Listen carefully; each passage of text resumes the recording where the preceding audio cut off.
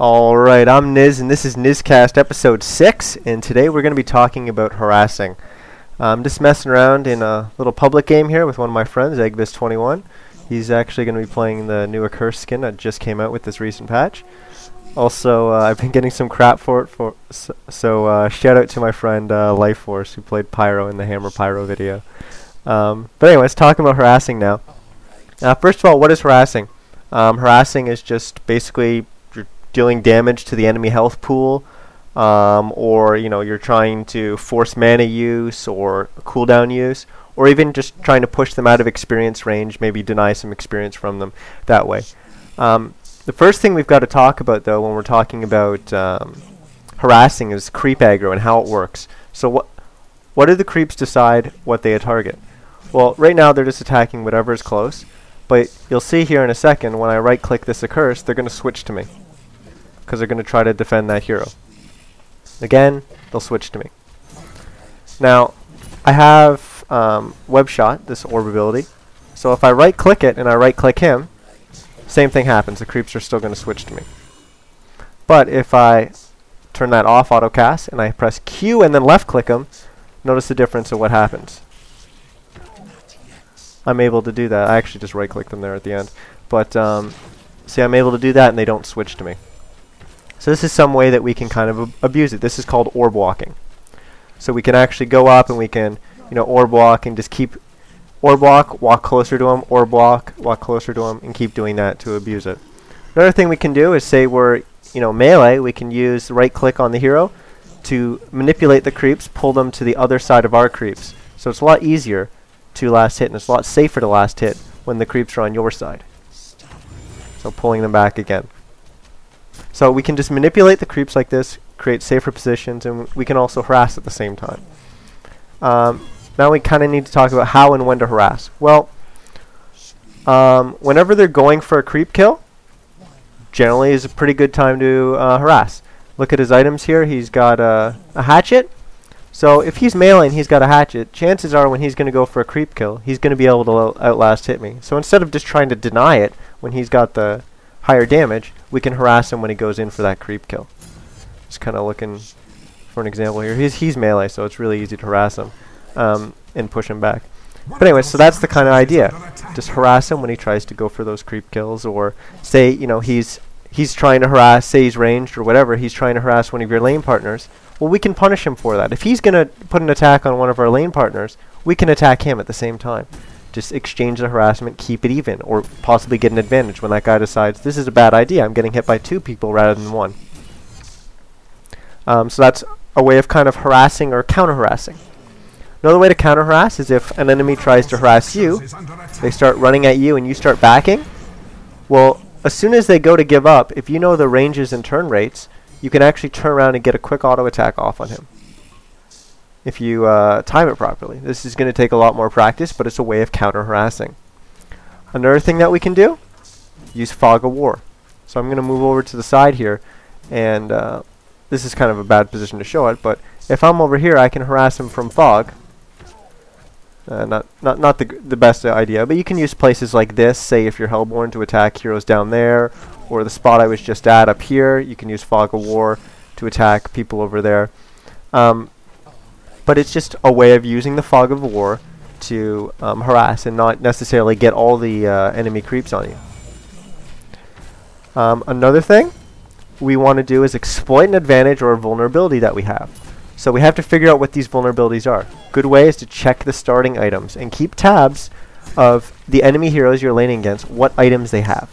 You also want to keep track of your own, figure out what items you have, and what your lane partner has. So if we notice that the enemy hero came to the lane and he doesn't have any regen, then obviously harassing him's a good idea. If he's got very little regen, we've got more regen than him, then maybe an exchange of a hit for a hit is a good idea. Think back to my video that I did, the game I played with Yoda, the first clip.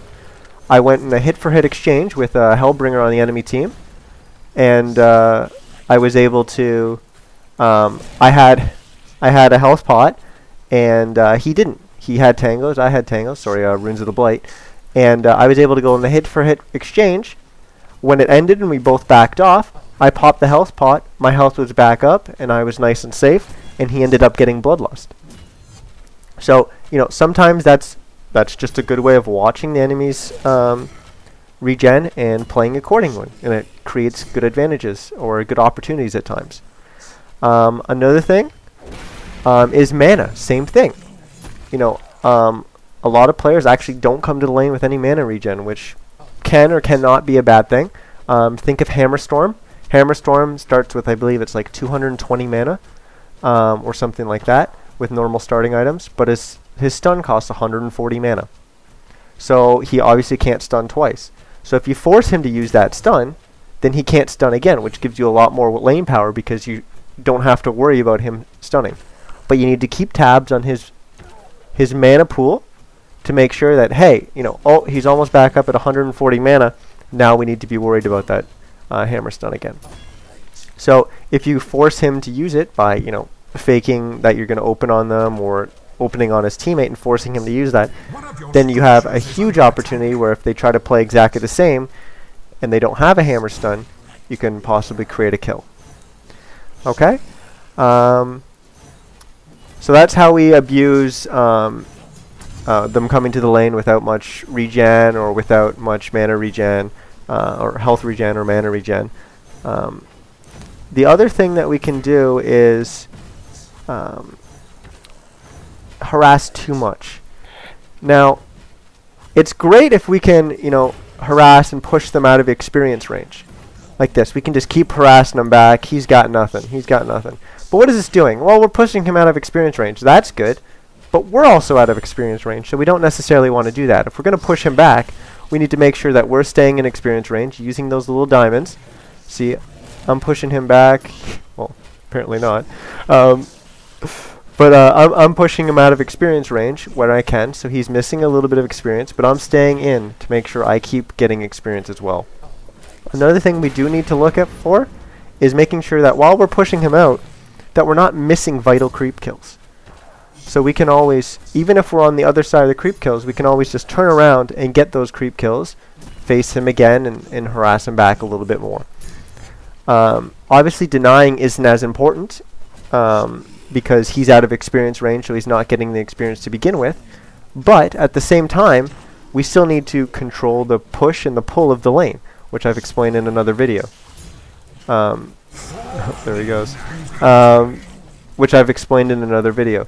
So we need to control where the lane pushes while we're doing that and pushing him out of experience range. It's very easy, say if you're Slither soloing mid lane against an enemy melee hero, it's very easy to just push them right out of the lane and not focus on your own last hits and your own experience.